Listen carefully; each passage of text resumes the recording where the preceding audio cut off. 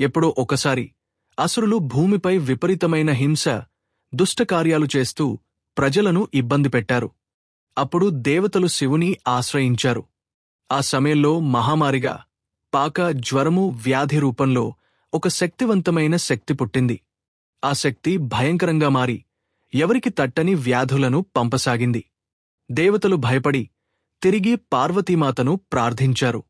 పార్వతి అప్పుడు ఆ మహామారి రూపాన్ని శాంతింపజేసి ప్రజలకు కాపాడే ఒక శక్తి అవసరం అని భావించింది. అందుకు ఆమె తన శక్తిని ఒక వృక్షరూపంగా అవతరింపజేసింది. అదే వేప చెట్టు. ఆ రోజు నుండి ప్రజలు భావించారు, వేప చెట్టులో అమ్మవారి శక్తి ఉంటుంది.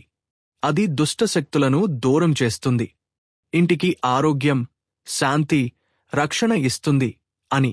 అందుకే కొన్ని చోట్ల వేప చెట్టును అమ్మవారిగా భావించి పూజించడం సంప్రదాయంగా మారింది.